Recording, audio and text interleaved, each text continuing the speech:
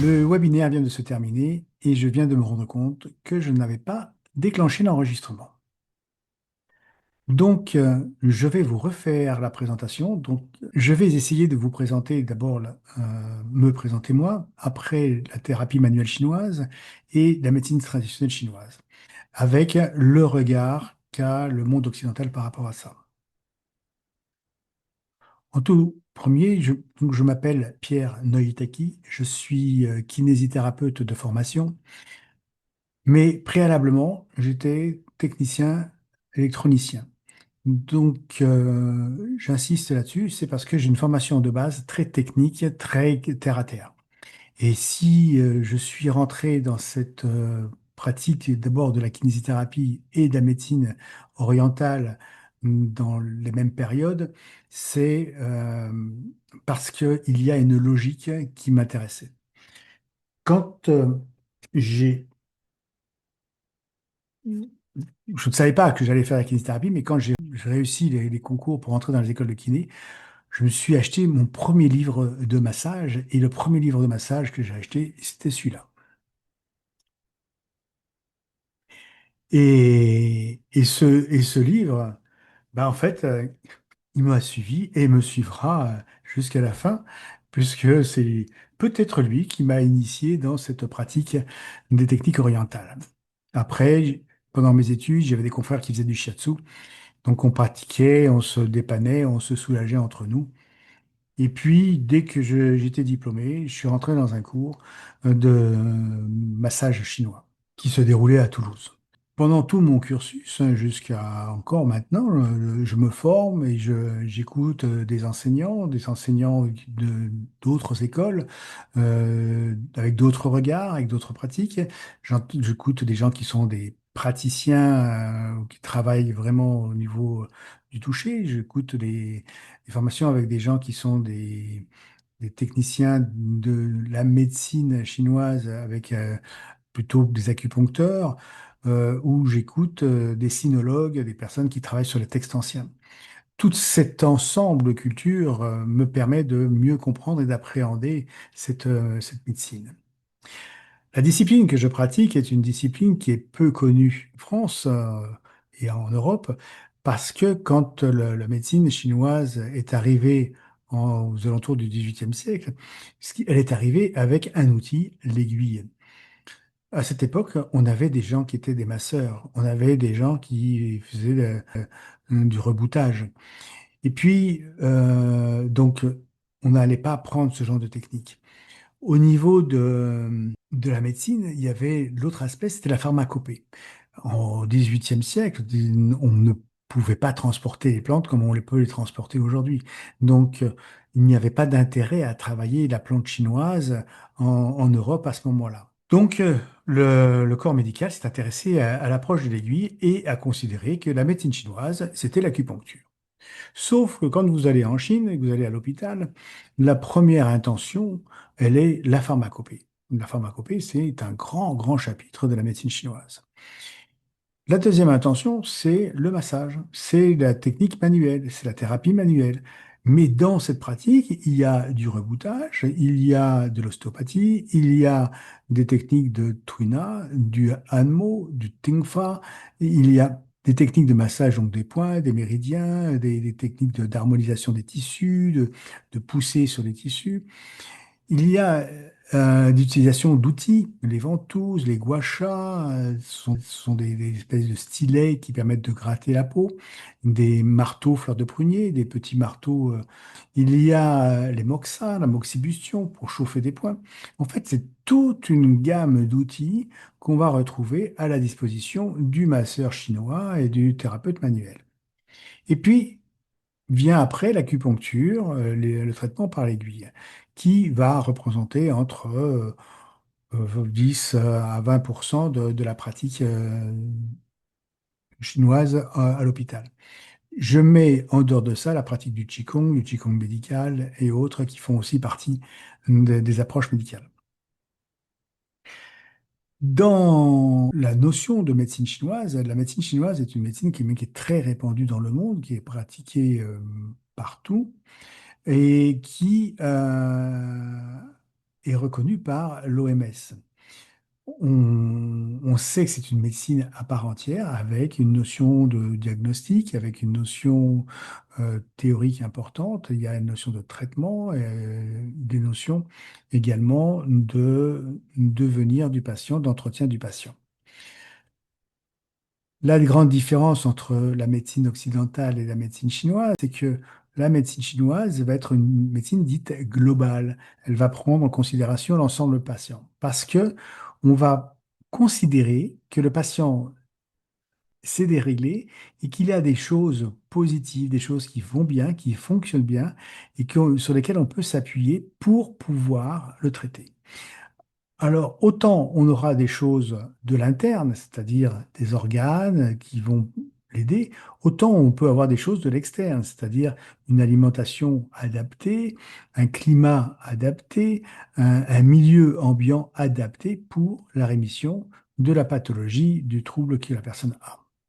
On traite plus la région dans la compréhension de son déséquilibre pour favoriser les apports des régions qui sont bénéfiques pour renourrir la région qui va pas bien. Une priorité que l'on donne, c'est de toujours dégager ce qui pervertit localement. Bon, c'est un petit peu à l'image, vous avez une écharde, ça vous fait mal, vous n'allez pas faire un massage avec l'écharde. Vous allez d'abord retirer l'écharde et après vous ferez un massage. Vous soignerez la plaie et vous ferez un massage pour relancer la circulation. C'est ça un petit peu l'image. C'est quand il y a des choses qui viennent se rajouter au système, qui viennent pervertir le système, on va les extraire, les sortir.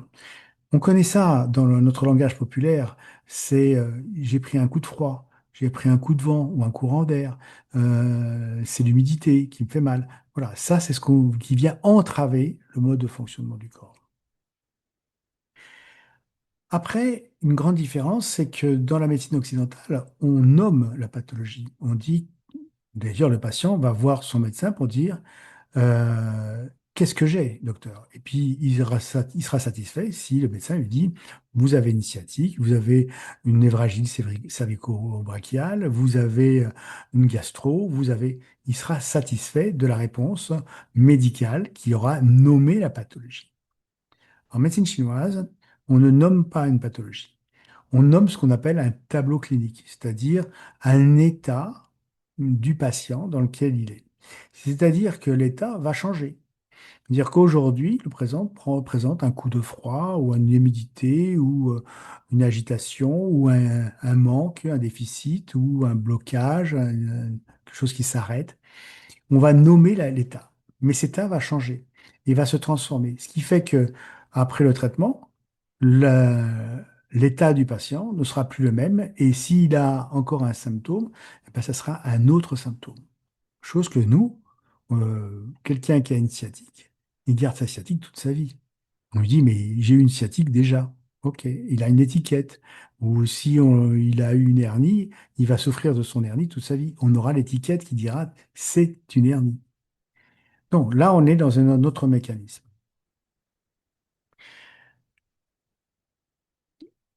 Le regard de la médecine du monde occidental par rapport à la médecine chinoise, alors déjà dans les années 80, quand j'ai commencé, les années 80, on, on disait la médecine chinoise, c'est n'importe quoi ou ça n'existe pas, puisque les méridiens, on ne les voit pas. Oui, mais à cette époque, on était dans une période où on ne pouvait pas imaginer de communiquer en dehors de systèmes filaires. C'est-à-dire que la seule chose qui pouvait communiquer d'un point à un autre, c'était le téléphone, mais il avait un fil. C'est que plus tard, 10 ans plus tard, dans les années 92-92, on s'est retrouvé avec les premiers GSM, avec la 2G qui est arrivée. Et on a commencé à avoir des portables. Les premiers portables sont arrivés et on pouvait communiquer d'un point à l'autre avec des références, des triangulations, c'est-à-dire on avait une borne qui déterminait que le téléphone était là et puis l'autre qui déterminait que le téléphone était là. Et ils pouvaient se communiquer. À ce moment-là, on n'a plus osé dire que les méridiens, on ne les voyait pas, puisque on savait qu'on pouvait communiquer d'un point à l'autre sans fil. Donc, on ne parle plus de méridiens qui communiquent plus. Donc on sait qu'il y a une circulation qui est établie dedans. Le monde évolue, et puis on a mis en place, par rapport à des mouvements de la zététique, du, de la recherche, la science du doute, essayer de mettre en place des choses qui vont prouver la véracité de ce que l'on fait. Et alors pour cela, on a mis des protocoles dits scientifiques. Mais cette science sur laquelle on s'est appuyé, c'est la science mécaniste que l'on connaît, la science comptable que l'on connaît, la science newtonienne, qui est rattachée à une forme de physique ou de chimie simple. Et dans cette science, on part d'un état, d'un patient, et on part avec un même produit, on teste et on voit si ça fonctionne. On fait une technique, on voit si ça fonctionne. Seule chose, c'est qu'en médecine chinoise, ça ne peut pas se passer comme ça. Parce que l'état du patient, il n'y a pas deux sciatiques qui soient semblables. Il n'y a pas deux sciatiques qui se déclenchent le 21 septembre 2024 sur un patient de 23 ans qui est sportif haut niveau, qui est de nationalité ou de race caucasienne, qui vit dans le sud de la France. Et c'est pas possible. Il y a des paramètres que l'on prend en compte dans la médecine chinoise et qu'on ne prend pas en compte dans la médecine occidentale. Un autre exemple, si je reçois un patient que je dois dynamiser parce qu'il présente des problèmes de grande fatigue et qu'il n'est pas performant ou qu'il est moins bien le matin que l'après-midi, je le reçois le matin à 8 heures, mon traitement, il va être de style dynamisant. Donc, on va stimuler son corps, son organisme. Mais si ce patient ne peut pas venir le matin et doit venir à 18 heures le soir, je ne peux pas faire le même traitement. Parce que si je lui fais le traitement du matin, il va passer la nuit blanche. Et je ne suis pas sûr que le lendemain, il se sente très bien, en grande forme.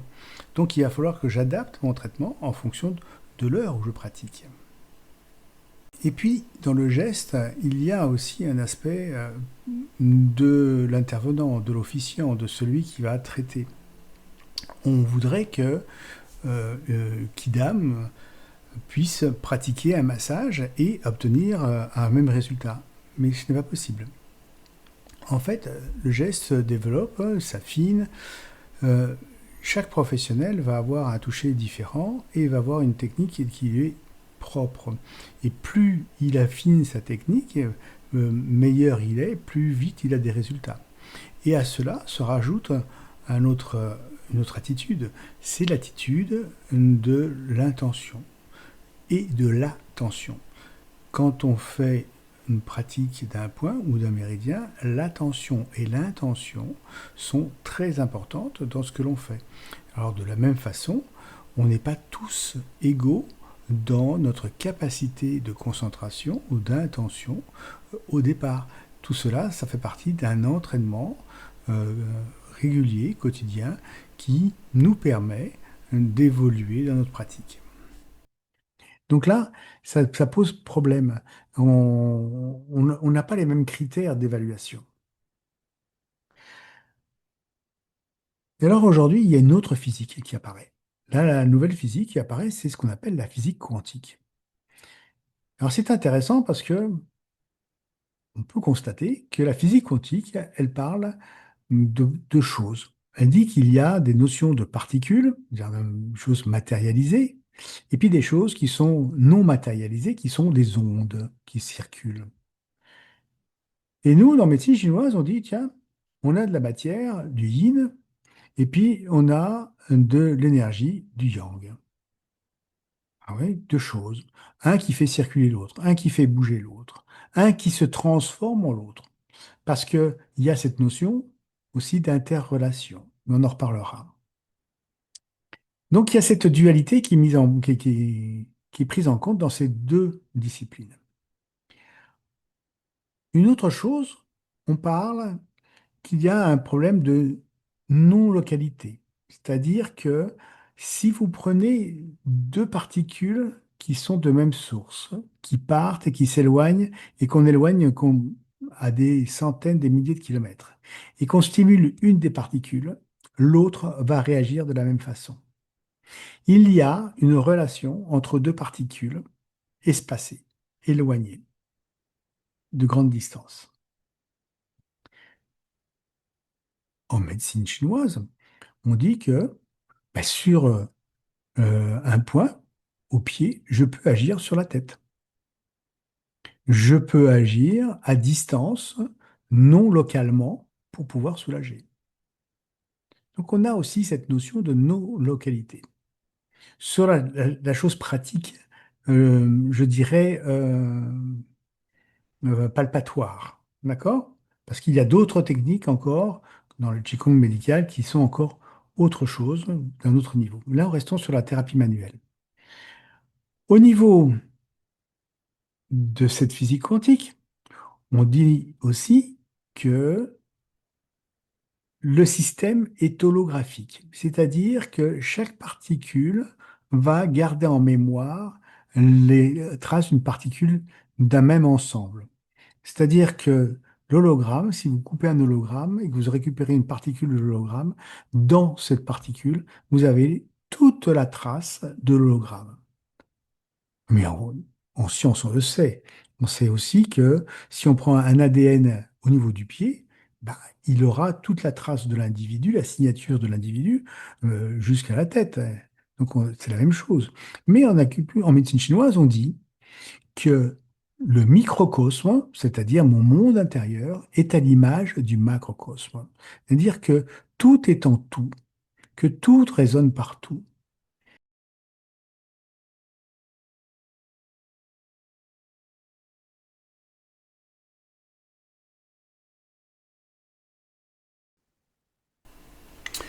Mais vous connaissez également des techniques qui disent que le tout est en tout. Par exemple, la réflexologie plantaire. Tout l'ensemble du corps se retrouve sur la face Donc on a plantaire quelque du chose de pied. fractalité La qui se réflexologie passe sur Terre, on palmaire, se dit. l'auriculothérapie Où toutes et les tant choses d'autres. se construisent, se Donc déjà, rejoignent, on a et se cette retrouvent en tout. compréhension de voir que le manifesté peut se retrouver partout. La deuxième chose, c'est que dans l'expression que le microcosme, on retrouve le fonctionnement du macrocosme, c'est que on va retrouver des correspondances de fonctionnement à l'extérieur du corps, dans notre environnement, qui vont être à l'image de comment ça dysfonctionne à l'intérieur. Et puis, il y a une chose aussi très surprenante. On parle dans la physique quantique que quand on fait certaines mesures ou certaines expériences sur des ondes qui sont envoyées dans certains mouvements et des fréquences qui sont envoyées, et qu'on voit les voit impacter des tissus ou des zones ou des écrans, que tant qu'on mesure ou qu'on filme l'expérience, on voit un certain résultat. Dès qu'on devient observateur de l'expérience, le résultat change. Il y a une expérience qui est faite, c'est prendre une plaque avec deux fentes et on éclaire la fente. Alors quand on éclaire, on envoie des photons. Les photons, ce sont des particules. Donc derrière sur l'écran, vous allez avoir deux barres de marquées parce que la lumière passe à travers. Donc c'est la particule qui est partie, mais c'est de la matière qui est partie et qui va impacter l'écran. Il y aura deux marques. Tandis que quand on envoie des ondes à travers ça, l'onde, elle va partir à travers les deux trous, elle va refaire des ondes, et on n'aura pas deux traits, on aura une multitude de traits qui vont impacter l'écran. Sauf que ça ne marche pas si on observe l'expérience. C'est-à-dire que s'il y a un observateur, il y a la transformation de l'onde qui se remet en deux bandes. Ça veut dire que tout d'un coup, on a transformé l'onde en quelque chose de matérialisé et que c'est devenu une particule. Ça, c'est un des grands principes de la médecine quantique. En thérapie manuelle, on travaille beaucoup avec la notion de conscience et d'intention. On sait que le massage, s'il est fait en conscience et avec une bonne intention, il est beaucoup plus facile, beaucoup plus aisé. Il nous donne des résultats qui sont bien meilleurs. Si on fait un massage mécanique comme ça, vite fait, il faut que je te masse 60 fois dans un sens, 60 fois dans l'autre sens, et ça, c'est mécanique. Il n'y a pas de conscience. La conscience, c'est de là où je veux travailler. Donc là, on parle de cette notion d'implication de thérapeute vis-à-vis de son patient, vis-à-vis de son tissu, de sa technique.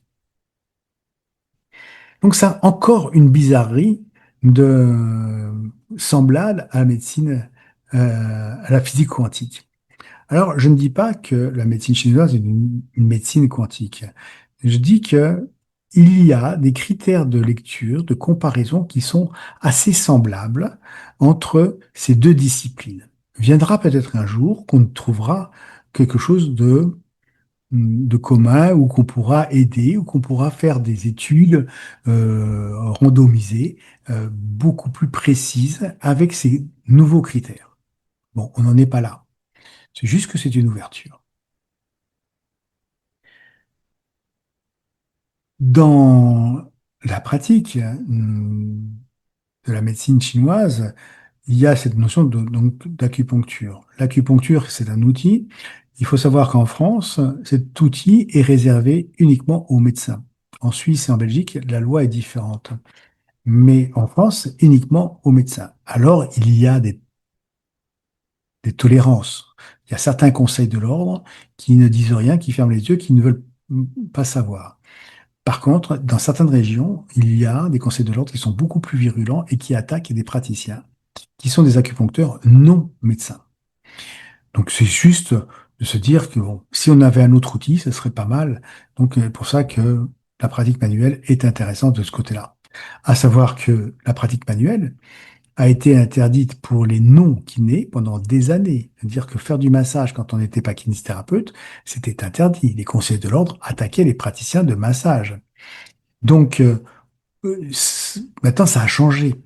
Aujourd'hui, les masseurs kinésithérapeutes n'existent plus. Ce sont des kinésithérapeutes qui deviendront prochainement sûrement des physiothérapeutes.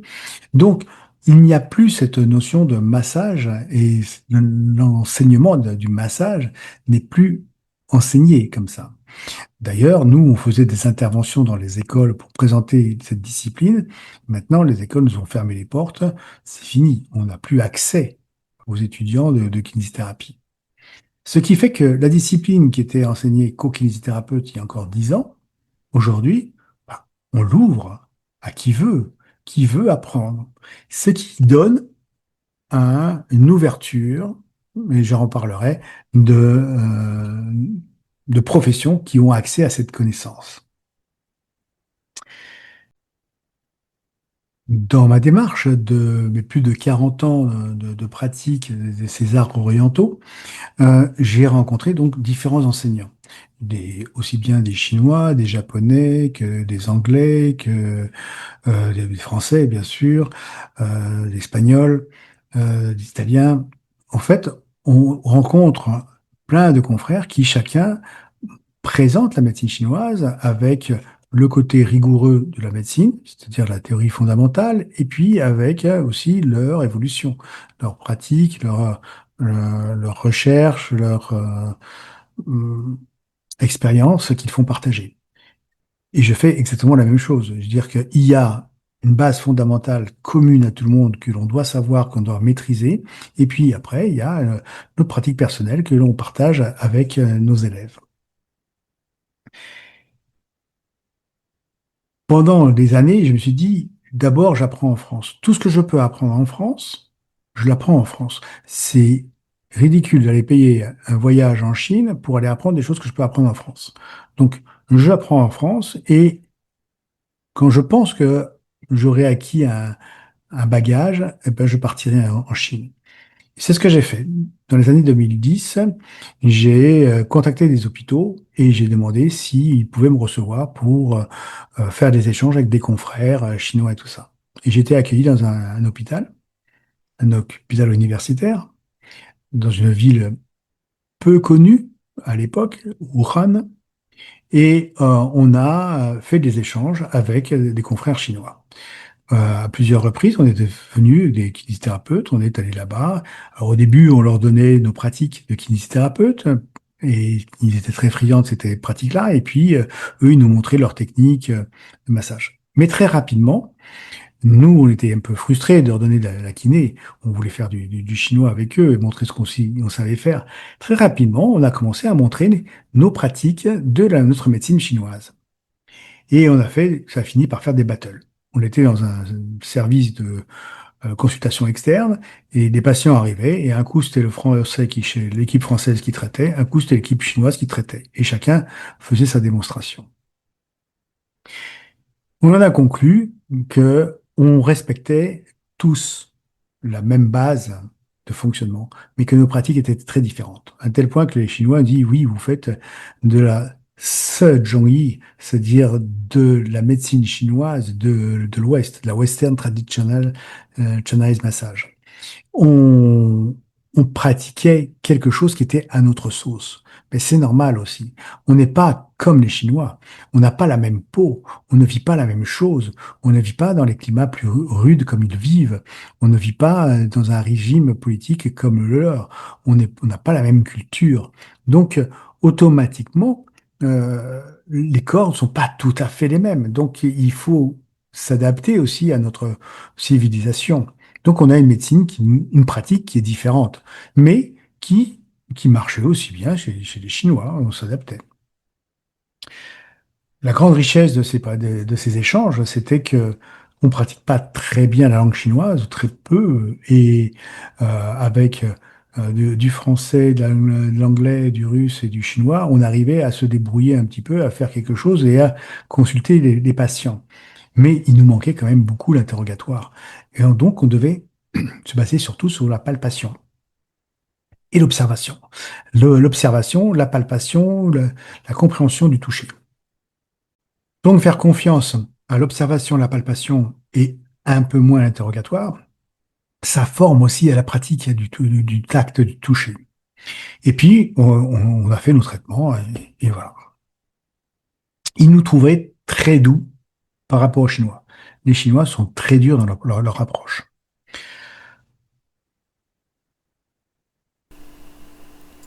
Abordons maintenant l'enseignement de la médecine chinoise à travers le monde. En Chine, si vous avez fait des études, c'est déjà à plein temps, et ces études à plein temps se font sur 4 années, qui représentent à peu près 3800 à 4000 heures de cours pour l'ensemble des 4 années. Si nous prenons des cours en Europe, on a des variations d'enseignement, mais ça va jamais égaler en 4 ans ce que ça représente en Chine, puisque on n'a pas la disponibilité et il n'y a pas de structures qui peuvent nous accueillir aussi longtemps en formation. Donc l'enseignement que l'on fait ici, c'est plutôt un enseignement qui sera, pour moi, dans mon raisonnement, étalé sur plusieurs années. C'est-à-dire que on apprend une base, on apprend, on fait pas 200, 300, 400 heures de cours, et puis au bout d'un certain temps, on continue et on va en fait cumuler dans notre vie, notre carrière, des heures de formation, que ce soit dans la même école, ou que ce soit dans une autre école, dans une autre technique, dans une autre discipline, ou rencontrer des gens, peu importe. Mais quelque part, on glisse dans un milieu où il va falloir faire un travail personnel et continuer si on veut progresser dans ce domaine. Dans les formations qu'on peut rencontrer, on va rencontrer des formations qui vont extraire des techniques de la médecine chinoise et qui vont malheureusement dire que c'est de la médecine chinoise. Là, c'est vrai que moi je tique un petit peu sur ce domaine-là, c'est-à-dire qu'on prend des techniques comme les gua sha, les ventouses, les moxa, toutes ces techniques accessoires, ce sont vraiment des choses très intéressantes de la médecine chinoise, mais qu'on ne peut pas retirer du contexte du diagnostic, de la méthodologie, de la stratégie à mettre en place dans le traitement selon les grands principes, les grands fondements. Malheureusement, dans ces stages-là, il y a plus de pratiques immédiates de l'outil, et puis le reste, ça n'existe pas, ça ne dure pas. Et on va trouver d'autres formations qui sont basées davantage sur les fondements de la médecine chinoise avec les grands courants de la médecine chinoise qui vont soit travailler, développer la pharmacopée, soit développer les tuina, l'anmo, le massage, soit développer l'acupuncture. Et puis, il y a toujours le courant de Qigong et Qigong médical qui existe aussi un peu derrière. Ces formations vont apporter énormément de connaissances à l'étudiant dans le domaine de la médecine chinoise. Ce qui fait un chapitre très lourd, très conséquent. Dans notre pédagogie, on ne fait pas de pharmacopée. Pourquoi ? Parce que ce n'est pas la réaction première dans notre traitement. À la rigueur, on peut conseiller de la diététique, mais on ne fait pas de pharmacopée. La deuxième chose, on ne fait pas d'acupuncture. Ce n'est pas notre outil. Notre outil, c'est le travail manuel des tissus, de la peau. Donc, on ne fait pas ça. On aborde la notion de Qigong. Oui, c'est vrai. On aborde la notion de Qigong parce que c'est déjà un peu plus proche de notre pratique. Dans les enseignements que j'ai faits dans toute ma carrière, j'ai appris, quand j'étais électronicien, à appliquer des formules. C'est-à-dire, on nous apprenait une formule de base et on l'appliquait et puis on avait les résultats. Il fallait juste appliquer la formule, bête. Après, quand j'étais en faculté de mathématiques et de physique, on nous apprenait à retrouver une formule, à déduire une formule. Donc là, il y avait tout un autre raisonnement, un autre mécanisme qui nous amenait à trouver la formule. Et puis, quand je suis rentré dans les études de kiné, c'était complètement différent. Il fallait apprendre tout par cœur. L'anatomie, c'est quelque chose, ce sont des livres qu'on doit apprendre par cœur, quasiment au mot à mot. Et là, c'est un enseignement qui était encore complètement différent. Alors aujourd'hui, ces expériences me servent parce que je me rends compte que des élèves qui ont des aptitudes à apprendre par cœur, d'autres qui ont des difficultés à apprendre par cœur, et d'autres qui ont des aptitudes à comprendre, d'autres qui sont des bons techniciens et qui vont appliquer la formule toute seule. Donc c'est difficile. Il faut qu'on arrive à apporter un maximum de possibilités d'apprentissage à tout le monde. Dans l'expérience aussi de l'enseignement de la médecine chinoise, pendant des années, j'ai enseigné où on développait beaucoup l'aspect théorique. Venait compléter la pratique. Et de temps en temps, on avait une consultation. On recevait un patient et on avait une démonstration qui se faisait une fois ou deux fois dans l'année. Dans cette répartition qui durait pendant 4 ans, le constat, c'était que les élèves ne pratiquaient pas. Et quand on leur posait la question pourquoi, c'était généralement, on n'a pas cette expérience. On n'ose pas. Alors, je leur proposais de venir à mon cabinet, de passer une journée avec moi. Et à l'issue de la journée, ils se mettaient à travailler à leur cabinet en médecine chinoise. Parce qu'ils voyaient qu'en fait, que c'était des choses simples à mettre en place, pas compliquées, mais c'est juste que on se fait des idées un petit peu préconçues et on n'ose pas faire. Alors maintenant, dans l'enseignement, j'ai inversé la chose. Me dire ce que je veux, c'est que les élèves aient de l'expérience. Pour cette expérience, il faut qu'elle prédomine. Et à chaque stage, on reçoit des patients. On reçoit en moyenne 4 à 6 patients par stage. Des patients que je ne connais pas, qui viennent avec des pathologies que je ne connais pas. Donc je suis dans l'obligation de les prendre du début jusqu'à la fin pour leur apporter un confort ou les aider. Cette démarche a pour but de montrer l'attitude thérapeutique que l'on doit avoir, les familiariser avec l'attitude de l'interrogatoire, du questionnement, l'attitude du diagnostic, de toutes les observations que l'on peut faire pour étayer le diagnostic. Il est vrai que certains des patients, quand ils arrivent pour les premières années, ils ne comprennent rien, ils ne voient rien. Et c'est normal. Mais dans ces clinicas, je vais résumer des aspects théoriques qu'ils ont vus ou qu'ils n'ont pas encore vus. Peu importe. Mais à force de le répéter, tout doucement, ça rentre. Et quand le cours théorique arrive, ça y est, ils ont déjà vécu la situation en temps réel sur un vrai patient. Donc ça rentre plus vite et ça redonne du sens. Donc ça, c'est quelque chose qui est intéressant. On reconnaît plus facilement quelque chose qu'on a déjà vu auparavant. Dire, amusez-vous à goûter quelque chose, un fruit particulier que vous n'avez jamais vu. Si vous connaissez même pas son nom, vous l'avez goûté, cette saveur, le jour où on vous dit tiens c'est ça, ah mais oui mais je connais, j'ai déjà vu, d'accord. Mais c'est ça. Donc c'est le déjà vu qui va nourrir davantage la connaissance. Dans les stages, donc, on a les clinicas et puis on a l'aspect pratique. L'aspect pratique, c'est justement affiner le geste, apprendre à toucher, à repérer, la prise d'époux, le palper, le masser un point, masser les méridiens, travailler le tissu, savoir s'ils sont pleins, s'ils sont vides, si c'est des vraies chaleurs, des fausses chaleurs, reconnaître un tissu qui est froid ou qui est en stagnation. C'est tout un ensemble de connaissances au niveau du tissu qu'il faut apprendre, qu'il faut découvrir. Donc ça se fait dans la pratique. Dans l'ensemble de l'année, on a donc 8 jours de présentiel, répartis en 3 week-ends. Dans les jours de présentiel, il y a des jours dits académiques. Les jours académiques, c'est que toutes les promotions, c'est-à-dire les premières et troisième années, ou les deuxième et quatrième années, se retrouvent ensemble. Si on met des premières années avec les troisième années, ils vont discuter ensemble et ils vont se forcer à parler médecine chinoise ou à s'expliquer les choses. Et donc ça, c'est aussi un apprentissage pour aller plus vite dans la compréhension et dans l'assurance de ce que j'ai appris. Il vaut mieux travailler en cours pour apprendre que de travailler à la maison, prendre du temps là-dessus. Donc le but est de parler, d'évoquer, de partager avec ses confrères. Les enseignements traditionnels, ce sont des enseignements qui passent toujours par la parole.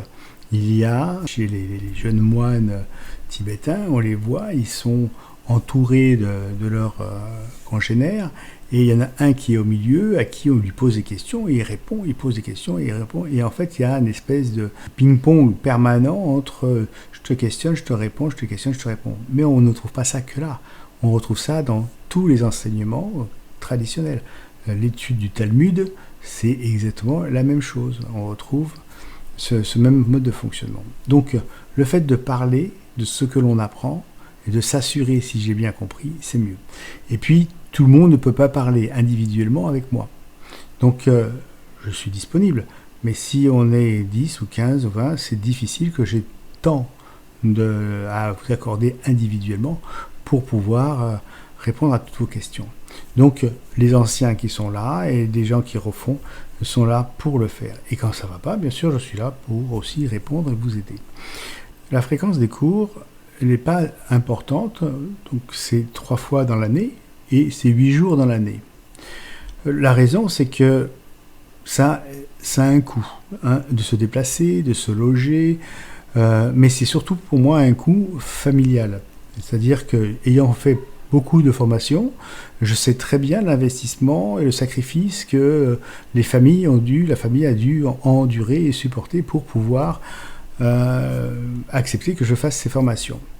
Donc, si on peut minimiser, faisons-le, pour pas que justement ça provoque des tensions au sein de nos familles. Deuxième chose, c'est que les stages sont toujours répartis en première année de 4 jours au début. Les 4 jours, il y a 2 jours où c'est que la promotion des premières années ensemble, avec les 2 jours suivants où là on va commencer les clinicas et il y a les 3e années qui arrivent, qui se greffent, où ce sont des journées académiques. Les 4 jours sont nécessaires pour créer de la cohésion dans le groupe, c'est-à-dire apprendre à se connaître. Il faut qu'on arrive à faire des liens entre nous.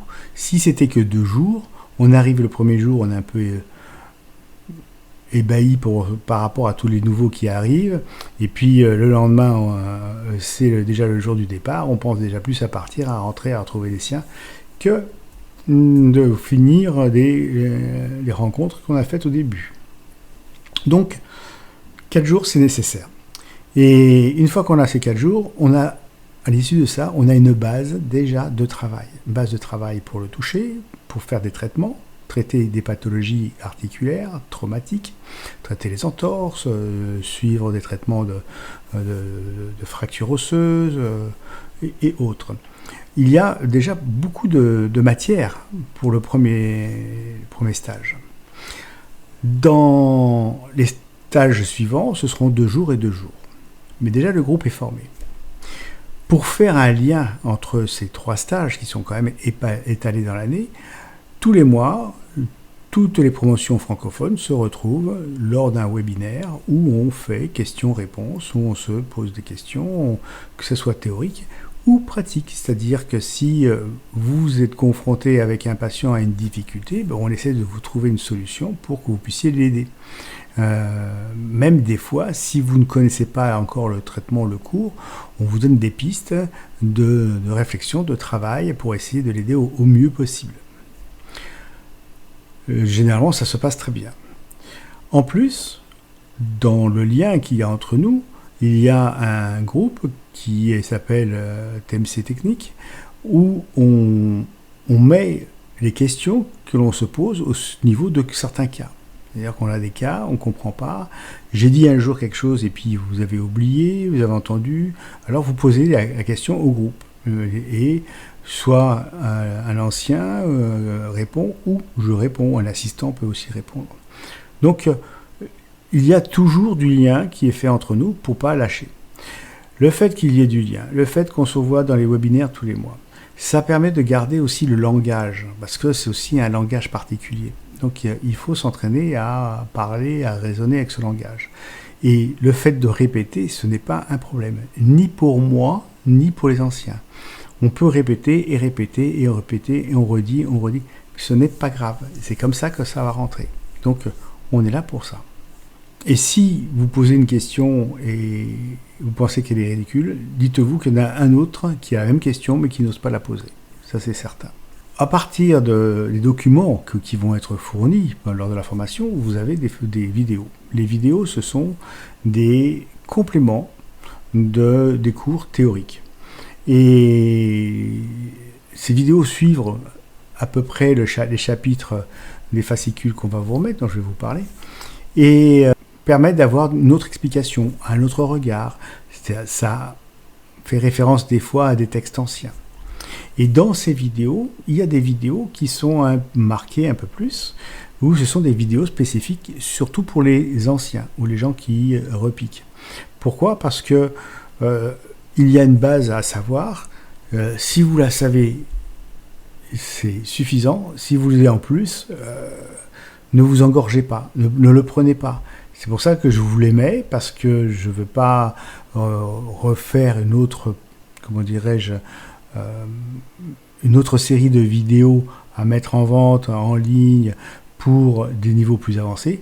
Le niveau avancé, je le mets dans ces sujets-là quand ils sont développés. Donc, vous en profiterez peut-être dans 2 ans, dans 3 ans, dans 4 ans. Mais sur le coup, ne faites pas ces vidéos-là, ne les regardez pas, ça ne sert à rien. Dans l'ensemble après des cours, il y a des fascicules qui vous sont distribués. Les fascicules, ils sont au nombre de 2 par année. Voilà, ça représente des petits livres comme ceci. Et à l'intérieur, vous avez tous les cours théoriques qui sont mis. Et dans les cours, vous voyez, vous avez des espaces vides. Ces espaces vierges, ils sont faits pour que vous les annotiez. Parce que quand j'avais mes livres, je marquais des fois dans la marge des choses, mais je n'avais pas assez de place. Et d'année en année, après les livres, ça devient un petit peu compliqué. Alors on met des post-it, mais les post-it, ils s'en vont. Ou on prend des notes, et ça s'en va. Tandis que là, vous avez la place, vous pouvez écrire, et au fur et à mesure des années, votre fascicule, il va s'enrichir, il va prendre de la valeur. Et dans ces fascicules, il y en a un principalement, ce que j'appelle le fascicule 0, c'est celui-là. C'est le fascicule où il y a tous les méridiens dessinés avec les principaux symptômes qui leur correspondent. Et à la fin, vous avez des tableaux avec des penses-bêtes. Alors, je dis que c'est mon fascicule anti-sèche. C'est le fascicule qu'on doit avoir sur son bureau tous les jours. Tous les jours, vous devez avoir ce fascicule. Comme ça, quand vous avez un souci, ben, vous allez dedans et puis ben, vous regardez, vous retrouvez. C'est ce que vous apprenez en théorie qui n'est pas marqué dans le fascicule, et ben, vous avez à le remplir. Vous remplissez, vous rajoutez vos des informations complémentaires. Et comme ça, en séance, il vous sera facile de revenir dans le fascicule zéro et de retrouver l'information que vous recherchez. Ce que je veux dans l'information, c'est que l'information de base soit vraiment les fondements, il soit structuré, bien compris, bien assimilé, bien éprouvés pour pouvoir justement s'y appuyer tout le temps. Et après, ouvrir l'esprit à d'autres choses, que ce soit au sein de notre groupe ou que ce soit dans d'autres écoles, peu importe. Mais au moins que la base elle soit suffisamment conforme pour pouvoir continuer ailleurs. Que ce soit dans des écoles je dirais plus médicales ou plus spécifiques sur certaines pathologies, ça peut être en gynéco, en psychiatrie, en pédiatrie ou autre, ou alors même faire de la sinologie, travailler sur les textes, travailler plus en chinois, peu importe. Mais il faut, voilà, on a une base et on cherche à ouvrir pour pouvoir avancer davantage. Chacun en fonction de ses aspirations, ce dont il a besoin.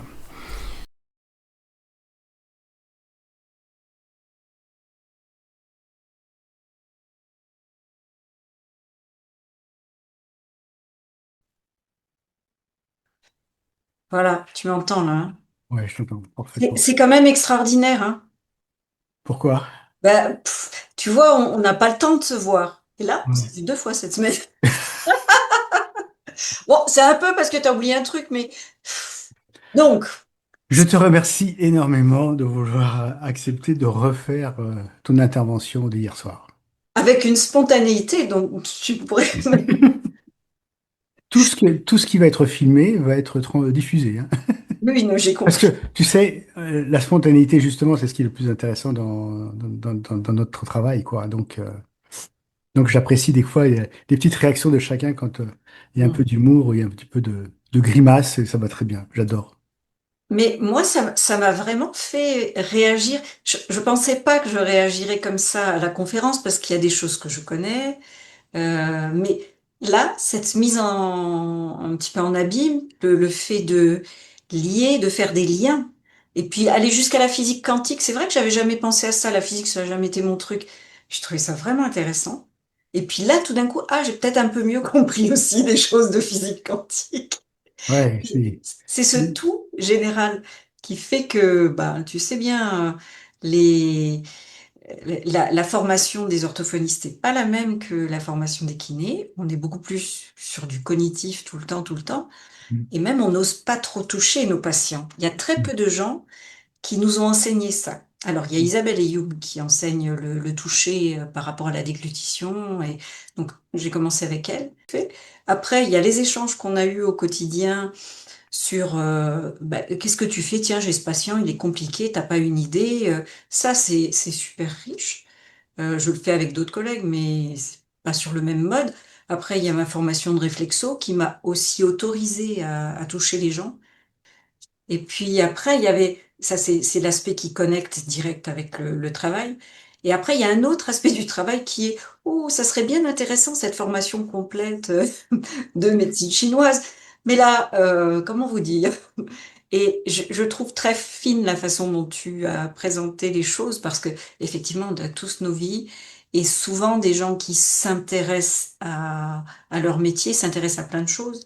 Moi, je pars en formation pour l'éthique dans mon travail. Ça fait longtemps que j'ai envie de réfléchir à ça, mais je suis persuadée que à un moment où je me sentirai plus libre dans ma tête, c'est-à-dire d'ici 4 5 ans, hein, je pourrais investir quelque chose comme ça parce que à la fois, ça m'aidera moi à maintenir quelque chose de ma pratique, à échanger et à commencer à transmettre. J'ai pas mal de collègues avec qui j'en parle.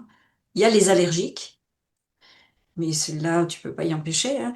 Et puis il y a celles qui vont dire ah oui, et il se passe quelque chose dans l'oreille là, et un jour ou l'autre, ça va se développer. Donc voilà, je continue à dire ce que j'aime, ce en quoi je crois et ce qui fait du bien à mes patients. ça, en fait, l'erreur. Je pense que J'apprends de mes erreurs, c'est pas une philosophie qui est forcément partagée avec tout le monde. ouais, C'est très asiatique, ça, j'apprends de mes erreurs. La plupart du temps, c'est je suis terrorisée par mes erreurs, je vais encore avoir une ouais, mauvaise note. C'est quand même très ancré dans notre ouais. culture, hein. Parce que c'est aussi le langage qu'on peut avoir avec nos patients. Il ne peut que si on s'adapte à leur langage. Notre langage médical ou paramédical, ils ne comprennent pas. Donc il faut qu'on arrive à prendre leur vocabulaire, leur culture et puis s'y adapter. Donc ça, ouais, c'est un gros travail. Mais moi, je dis toujours que j'apprends avec eux. Ouais, oui, moi aussi. Ouais, Donc, quand ouais. ils me disent merci, je dis non, moi, j'apprends des choses avec vous. Je note. J'ai essayé de faire des synthèses avec une collègue. On avait essayé enfin, de faire ce que l'aphasie pouvait changer dans la vie des gens. Je vous Mhm. montrerai. Il faut que j'y pense un jour. Je l'ai dessiné pour que D'accord. les gens puissent comprendre. T'as une minute. Ouais. Ça doit pas être loin. Oui, mais il faut que tu nous les présentes un petit peu. Parce que D'accord. nous, on connaît vraiment le b.a.-ba de l'aphasie et du coup, on connaît les deux grandes aphasies, puis après le reste, c'est tout, quoi. Tous les samedis matins, on se réunit et donc il y a Véronique, une ne possibilité. me demande pas de venir samedi matin. Samedi matin. Non, mais on peut faire une visio un samedi matin. Ah, éventuellement. Et puis là, tu peux les voir. Ils viendront parler. Je pense que Ah, c'est ça, ça ça serait pousse pas vers bête ça. de faire un Euh, direct. Quand ils travaillent avec les étudiantes, elles sont à Montpellier, ils travaillent à distance. D'accord. Donc, why not? Ouais, ouais, ouais. Je- Ça serait intéressant de faire une rencontre comme ça. Ok. Ah, tu ouvres des projets. Ah oui, mais toujours. C'est tout le problème d'ailleurs. C'est exactement ça. Il faut pas mettre une goutte parce que tout de suite la graine elle pousse. Trop fertile. Voilà. Bon, Ouais, je te laisse parce que j'ai oui. une autre collègue qui va Eh prendre ben, la c'est parole. parfait. Allez, Allez, je te remercie coupe. beaucoup et C'est toi puis à qui coupe. bientôt. Ciao, ciao. Ouais, Allez. c'est toi qui vous. Ciao, ciao. Ciao, ciao. Salut Béa. Alors, rechange la caméra là. Ouvre pas tes yeux. Encore un peu. Encore un peu. Ouais. Encore un peu. Ah, je t'entends pas. Bah si, je fais idiot. Bon, c'est parfait. Ben, Ok. je te remercie énormément de vouloir refaire ton intervention qu'on a eue hier soir, Mhm. ou avant-hier soir, c'était avant-hier soir. C'était hier soir ou Non, avant? Attends, j'essaie de régler mieux que attends, ça. attends, on est jeudi, vendredi, c'était vers mercredi soir. Mercredi D'accord. soir, c'était avant-hier soir. Je te Mhm. remercie donc énormément. C'est toujours marque de gentillesse hein, des participants et ça me touche toujours beaucoup. Alors, ben, du coup, par rapport à ce que tu as vécu de cette soirée, Mhm. quels sont tes commentaires que tu as faits et quels sont les commentaires que tu peux en faire de cette soirée? Alors, ben, cette soirée, elle a été, ça m'a permis d'avoir une petite piqûre de rappel sur ce que, ben, moi, j'ai étudié avec ta formation, bien entendu, les 2 premières années, et puis notamment une petite piqûre de rappel par rapport à tout ce que ben, j'ai pu apprendre aussi par le passé, puisque avant d'intégrer ta formation et puis ben, mon cabinet, j'ai d'abord étudié la médecine chinoise en Avignon. En Avignon, ça c'était il y a 3, 4 ans maintenant quand même, hein, ça remonte. Et j'avais un cursus qui me permettait, d'étudier la théorie fondamentale et tous les outils associés pour pouvoir faire un traitement pour une personne qui avait un déséquilibre du chi vital. Voilà. Alors, bien entendu, cette école, son fer de lance, c'est vraiment l'acupuncture. Et l'acupuncture, en fait, c'est sur un point spécifique, dans une zone répertoriée et sur un méridien. Donc, il fallait connaître absolument tous nos points, nos méridiens, savoir faire un interrogatoire approprié avec toutes les règles, déterminer un syndrome, et à ce syndrome, on avait des recettes. Et ces recettes, en fait, ben, n'étaient pas très élargies. Tu as un vide de chi, tu vas appliquer tel point pour relancer le chi. Voilà. Bon, bien. Mais au bout d'un certain temps, je me suis aperçue que ben, j'étais frustrée. J'étais frustrée parce que La palpation qu'il prônait, l'observation, l'interrogatoire, regarder l'ensemble corporel, comment la personne se déplace, etc. Ça, c'était bien dans un premier temps, mais la palpation, elle n'existait pas. L'image qui me vient, je t'imagine en train de marcher dans un parc sur les allées, et tout d'un coup, tu as envie de marcher sur la pelouse et t'as pas le droit. Mais c'est ça. Tu vois, c'est ça. Non, non, non, tu dois rester sur l'allée. Restez sur le chemin, ne Ouais. débordez pas, attention, attention. Bon, alors je me suis dit, je suis dans un cursus, dans une formation, avec des codes, des règles, ok. Mais au bout de la troisième année, bien en fait, tu te dis, mais à quel moment je vais pouvoir expérimenter, pratiquer? En fait, on avait très peu de pratique, beaucoup. On avait un support théorique énorme qu'il fallait ingurgiter, analyser, le comprendre, essayer de le restituer au mieux de nos moyens, hein, aussi intellect. Et en fait, c'était compliqué. C'était quand même compliqué. Bon, j'ai appris mes points, j'ai appris le réseau d'animation, très bien, mais c'était toujours sur un point spécifique avec un méridien. Mais on ne regardait pas les tissus, on regardait pas l'aspect corporel, on n'allait pas tatouiller, on n'allait pas, voilà, non. Il y a le Twina, bien sûr, la médecine manuelle chinoise, mais c'était dans une application stricte, toujours pareil, dans un principe de traitement. Pas en amont comme toi tu le proposes tout le temps. Voilà, donc voilà, frustration et puis je te connais quand même depuis quelques années et puis je me souviens d'une petite anecdote quand même. J'étais venue faire un soin et je t'avais dit je vais après cette première formation à Paris parce que j'en avais fait une autre quand même avant pour étudier toutes les philosophies médicales asiatiques, tibétaines, indiennes et chinoises. C'est comme ça que je me suis dirigée après par la suite vers la médecine orientale chinoise. Tu m'avais dit, Béa, tu vas faire l'école de médecine chinoise, c'est très bien, mais bon, c'est pas sûr qu'il y a un retour, pas sur investissement, mais sur les années d'études qui t'est proposées. Bon, j'ai dit, bon, on verra bien.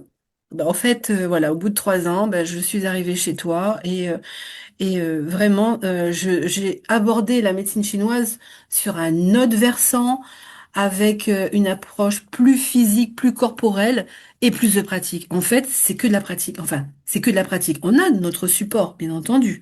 Tu nous as donné les fascicules. Je travaille toujours avec le fascicule zéro, comme toi. Je le prends avec moi en vacances.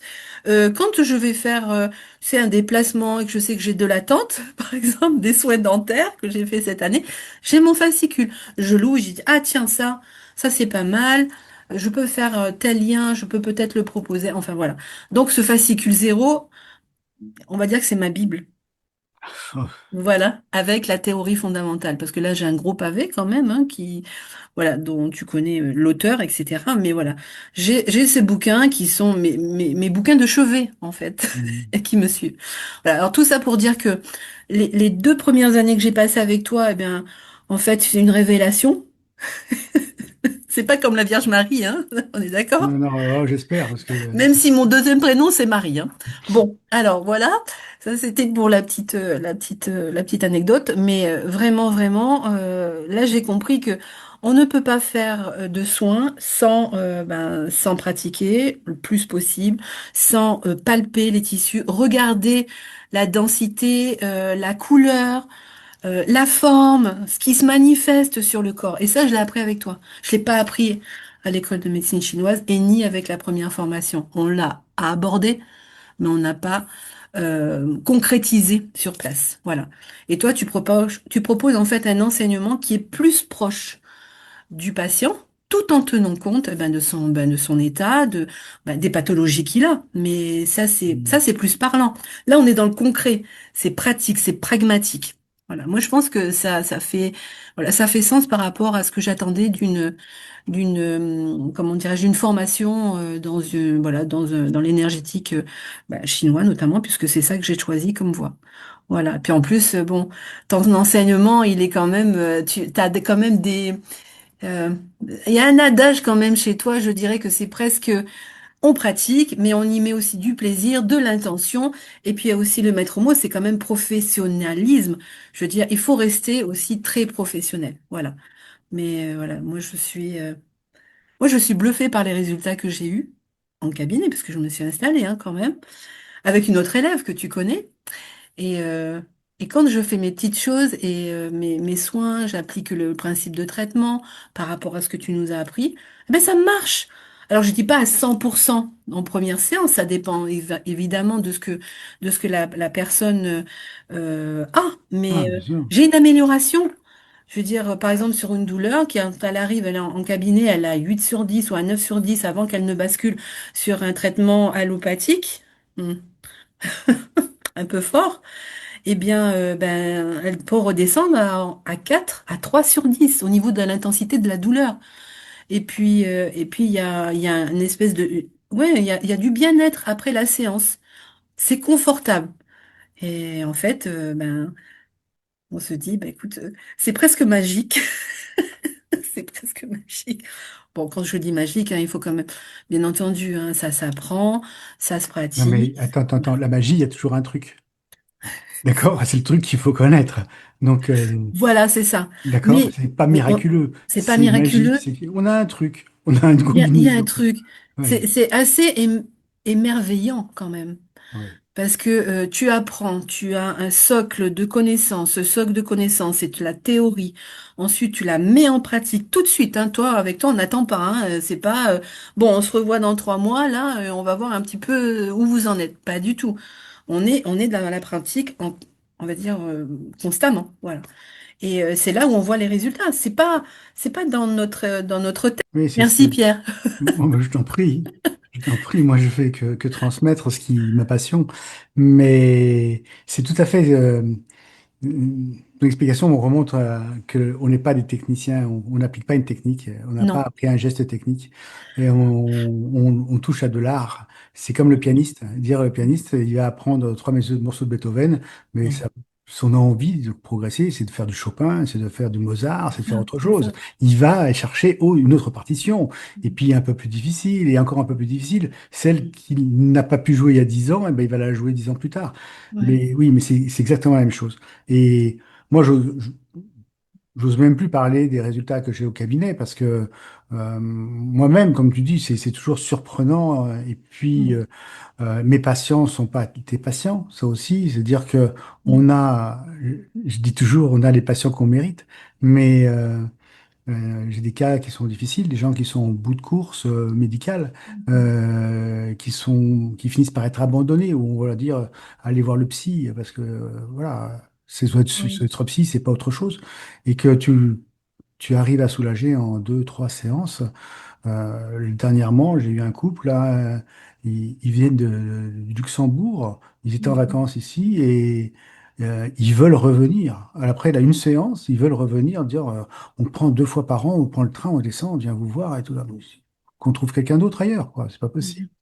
Mais c'est évident que on a On une a notre pratique place. et on a Je un pense. travail à faire. Voilà, il y a un travail, on a notre place, et puis je pense que ce qui manque beaucoup dans la part du soin, c'est l'écoute.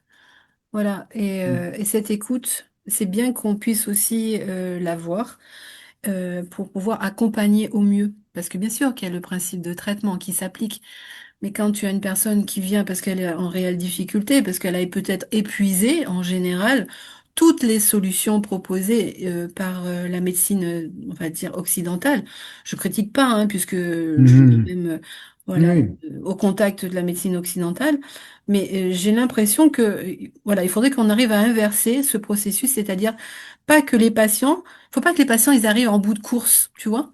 non. Qu'au fil du temps, avec l'évolution, avec de plus en plus de thérapeutes comme toi, comme moi, comme voilà, comme nous tous, eh bien qu'on arrive à transmettre, on arrive à passer ce message en disant, vous n'êtes pas obligé d'attendre que ce soit in extremis, que voilà, que vous saturiez au niveau des traitements avec les effets secondaires. Eh bien, oui, il y a ça. Il y a Au cette regard. médecine, cette solution, et on peut vous accompagner, bien entendu. Oui, oui, oui, c'est possible. Et puis, enfin voilà, en fait, moi, c'est mon analyse. Au bout, ça va faire quand même maintenant 7 ans que j'étudie, que j'avance à petits pas, et je me dis. j'aimerais bien, moi, transmettre ce message à, ben, à toutes les personnes. En fait, je le transmets déjà, mais faut que ce Hmm. soit encore plus élargi. Ne pas attendre d'être arrivé à un mal-être profond. Voilà. Et en fait, voilà, on a besoin, nous, hein, de ça pour se nourrir, hein, bien entendu. Hein. Moi, voilà, j'ai besoin d'avoir un référentiel. Donc, c'est plutôt bien, c'est plutôt bien. Donc, j'ai hâte de la rentrée. Ça De voir marche. un petit peu quelles sont les nouvelles personnes D'accord. qui vont arriver Ben écoute, merci encore beaucoup, beaucoup. Et puis, bon, bah, à la rentrée, hein. à la rentrée. Oui, donc, Bye bye. oui, bye bye, à bientôt. Ciao. Merci Pierre, merci. Rien.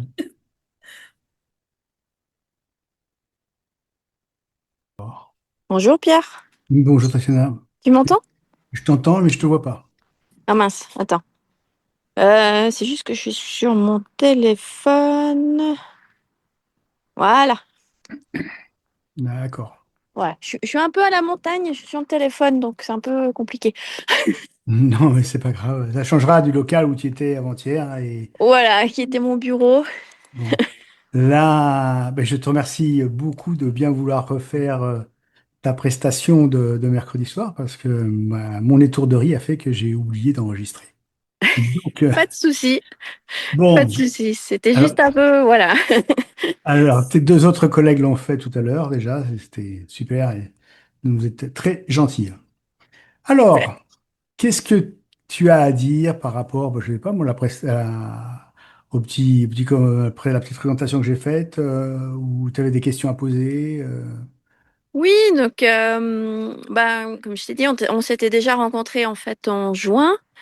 J'étais venue à une petite conférence que tu avais donnée chez Naturel en Oui, Suisse. oui.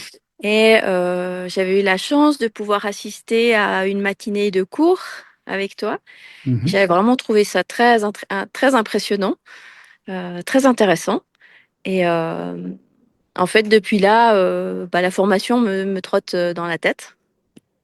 Donc, euh, donc voilà, je voulais te réentendre encore une fois. Et, euh, et Le, lang- j'avais... le Mhm. langage a été le langage a été différent, hein. Oui, c'était un peu différent, ouais. Mhm. Et, Et voilà, donc du coup, j'avais peut-être encore une question sur la formation. Euh, si parce- Tu nous as dit qu'il y avait à peu près un webinaire par mois. Oui. Si par exemple, on ne peut pas assister au webinaire. Il n'y a pas de sanction. Oui, ça j'ai bien compris qu'il n'y avait pas de sanction, il n'y avait pas d'examen. Donc, Non, et ce qu'il y a, non, non, mais c'est enregistré. ouais, Si justement, j'oublie pas d'enregistrer, alors généralement, je vous avertis, si jamais vous voyez que c'est pas enregistré, vous me le dites et puis je redéclenche l'enregistrement. Mais non, bien sûr, c'est mis en ligne ouais, ouais, directement. Et en fait, on a un groupe WhatsApp et je mets le lien de la vidéo sur le groupe WhatsApp. d'accord. En Ouais, fait, super. il y a dans le groupe WhatsApp, il y a un chapitre réservé à toutes les rediffusions des replays, tous les replays. Ouais, D'accord? ouais. Non, non. J'essaie toujours, oui, de le garder. Des fois, ça arrive que bah, j'ai pas enregistré, j'ai oublié, oui. Mais bon, il faut me surveiller. Hmm. D'accord, ouais. Donc voilà. Et puis donc sur la formation en Suisse. Tu as encore de la place? Oui, il y a encore de la place. Ouais, Oui, il n'y a pas de problème pour ce côté-là. Ouais, ouais. ouais. Alors, c'est vrai que tu avais fait une formation toi, de réflexo déjà, Oui, moi je viens de finir ma formation de réflexo, ouais. avec Fabienne. Avec Fabienne, ouais. D'accord. Et justement, quand elle nous a introduit un petit peu la médecine traditionnelle chinoise, certains points, enfin certains, je dirais plus certaines connexions, Mhm. moi ça m'a vraiment parlé. Et j'ai vraiment envie d'approfondir ce côté-là parce que je pense que avec la réflexo plus la médecine manuelle chinoise, je pense qu'on peut vraiment faire beaucoup de choses. Et ouais, En fait, je pense que c'est pas pour me lancer des fleurs ou lancer des fleurs à la médecine traditionnelle chinoise, mais il nous faut en fait une base médicale globale pour comprendre comment fonctionne le corps. c'est Mais ça. autant de façon orientale qui va donner des accès aussi occidentaux. Mhm, D'accord? Ce qui fait qu'on a une logique physiologique ou physiopathologique qui s'entrecroise, qui se recoupe. Et du coup, ça nous donne une assurance dans notre parole, dans notre langage, dans les explications vis-à-vis du patient pour lui dire, bah oui, non, mais c'est logique, il y a ça, parce que c'est ça, comme ça, c'est comme ça. Donc, ouais. on arrive à découler, en fait, la vie du tissu, du corps, des organes, des tissus, en fonction de ce qui se passe. Mhm, Et après, qu'on ait, quelle que soit comme technique, mais c'est pas gênant, au contraire, c'est bien parce que ça vient en plus. En plus, quand on est expert dans une technique, bah, on va exceller dans sa technique. Et si on rajoute la grille de lecture de la médecine chinoise, bah, on a plus d'assurance encore mhm, et plus de liberté. Je veux dire, quelque part, on va dire, bah, ah bah oui, mais je peux faire ça, ça, ça, et je peux, voilà. OK. ouais. Ouais. Ça, oui, ça, c'est très intéressant. Pour ça que je dis toujours, c'est vrai que c'est peut-être perturbant d'apprendre une médecine avec une autre logique, d'autres lois et tout ça. Mais très rapidement, ce que vous avez appris, il faut surtout pas l'oublier. Il faut surtout pas arrêter de le pratiquer. Mais tout d'un coup, ça va commencer à se mélanger et ça va vous donner encore plus de véracité dans les techniques qui marchaient et on ne se dit pas pourquoi. Mhm, On va dire, ah, j'ai fait ça, mais je sais pas pourquoi et ça marchait. Ok, bon. Et la fois d'après, ça marche pas. Ah, oui, bon. Ben, justement, la médecine chinoise va vous donner plus de compréhension par rapport à ça. ouais. Ouais. D'accord? Mais ça marche aussi bien pour les ostéos que pour les réflexos, voilà. En fait, tout ce qui marche est explicable à médecine chinoise. Ouais. Et quand on comprend pas, ben on raisonne un peu et puis on se dit, ah, mais ouais, ça a changé de référence. Mais maintenant, je comprends. Ouais. D'accord? Et les nouvelles découvertes, moi, c'est ce qui me fascine quand j'entends des nouvelles découvertes. Mais comment ils pensent? Ah oui, ça marche comme ça. Donc, on pourrait avoir ça, ça, ça et ça. Ah, Mhm, donc ça nous ouvre autre chose. D'accord. ouais. Mais C'est vaste, hein? oui, alors c'est très vaste, mais c'est vrai que quand on voit aussi les résultats, enfin moi j'ai pas fait énormément de clients en réflexo, Mhm. mais, mais quand on voit les résultats, c'est quand même assez impressionnant, quoi. Bien sûr. Moi, même moi qui suis débutante, j'ai déjà des super résultats sur des clients, quoi. C'est assez Mais bon, impressionnant, quoi. tu sors d'une école performante, hein. Ça aussi. Parce que franchement, ils nous ont appris vraiment avec Fabienne, Mhm. c'est juste Mhm. incroyable, quoi. Je sais qu'elle, Elle, ouais, c'est vraiment une prof vraiment super, quoi. l'équipe des enseignants de Naturiel, c'est vraiment des performants. Ouais, Donc, ouais, ça, c'est agréable de travailler ensemble. ouais. On n'a pas la Puis même là, discipline, mais on a le même état d'esprit, la même volonté de transmettre et ouais. de faire du bien. Puis là, vu que la formation a été aussi basée que sur la réflexologie, parce que j'ai croisé d'autres personnes qui font du massage et ils ont appris la réflexologie dans le cadre de la formation de massage, mais ça n'a rien à voir. Ils vont pas autant en Mhm. profondeur que ce qu'on a appris avec Fabienne, en fait. Mhm. Donc, et puis là, justement, avec cette introduction à la médecine chinoise, c'est juste, ouais, ça donne envie d'aller encore plus loin. Et, moi, j'ai acheté le bouquin c'est Mireille Meunier qui a fait Mhm. l'énergie chinoise appliquée à la réflexologie. Je sais Mhm. pas si tu connais ce Non. bouquin. Il est juste incroyable. Il n'est pas facile à comprendre parce que c'est clair qu'au début, il y a tout le blabla du yin, du yang et tout. Donc, c'est un peu. Oui, c'est rébarbatif au départ, mais bon. Ouais, ouais, mais faut bien comprendre ça pour la suite. Ah, tu vas l'avoir en cours, hein, de toute Oui, façon. ça, je pense bien. Je pense bien. Ça me fait un petit peu peur pour le début aussi. Est-ce qu'on commence vraiment avec vraiment les toutes bases Mais écoute, écoute les vidéos, c'est fait de façon légère, Mhm. mais suffisamment, j'espère, suffisamment clair pour que ça passe bien. Et les vidéos sont pas longues. Donc, on peut vraiment faire 4 minutes, 5 minutes, et puis Ouais, ouais, on s'ouvre, hein, on réfléchit, on y repense, et puis après, on en fait 10 minutes. Ouais, voilà, c'est ouais. plus facile. Mais c'est vrai que déjà qu'avec ce bouquin, j'ai déjà une bonne base. Mm. Ouais, il est juste incroyable parce c'est vraiment l'énergie chinoise appliquée à la réflexologie. Donc, elle Tu parle des points. tu me l'amèneras au cours, Oui, je pourrais te l'amener, ouais, ouais. comme ça que je regarderai un petit peu. Ouais, Ah, ça c'est marche. Ouais. ah, Ah, il est vraiment top, ouais. c'est Alors bien. là, ok. Bon, bah alors ta Bah, merci. promenade, là, t'as pas beaucoup de soleil apparemment. Non, c'est en train de se couvrir. On a eu du soleil cet après-midi. Bon. Mais enfin, ce matin et cet après-midi. Là, c'est en train de gentiment se couvrir, ouais. Il fait On est- frais? Ouais, il fait frais là-haut. Tu vois, là, c'est en train de tout se couvrir. Ouais, Donc, ouais. ouais, ils annoncent de la pluie cette nuit. Ouais, là, il fait 10 degrés, il fait pas très chaud. Ouais, bah, nous aussi, ça a chuté aussi, hein. Ouais, ouais. Ouais, Ouais. puis là, on est à 2000 mètres, hein. Ah, quand même. Oui, quand D'accord. même. Mais au niveau de la mer, il fait déjà plus frais. Oui. Ah oui, c'est déjà descendu aussi. Ah, c'est descendu, oui. Ok. Ouais, on a une pic à 15 degrés hier sur Carcassonne. Ah ouais. Ça a chuté quand même considérablement. Ah ouais, tu m'étonnes, ouais. Bon, Ouais. voilà. Eh Bah, bien, écoute, je te merci. remercie beaucoup. C'est super. Et puis même, je pourrais Chouette. même peut-être le mettre pour naturel. Ça leur fera plaisir d'avoir des commentaires d'une élève qui est contente de Oui. des formations. Ouais, alors pas de souci, ouais. D'accord? Ouais, ouais. Allez, Super. Merci beaucoup. allez, bis Bon et week-end. à très À bientôt. bientôt. Ciao, Merci. Ciao, ciao. ciao. Merci. Notre vidéo arrive à sa fin. Les témoignages que vous avez entendus partiellement, vous pouvez les entendre de leur totalité sur YouTube dans quelques jours. Si vous avez apprécié cette vidéo, n'hésitez pas pour nous aider à liker en cliquant sur le pouce, à être averti par les notifications par la cloche et éventuellement vous abonner à la chaîne. Ça nous rend service, ça aide à nous faire connaître et surtout ça aide à faire connaître la discipline et de savoir qu'il y a un autre regard sur la santé avec ce monde oriental. Je vous souhaite de vous porter bien et à très bientôt.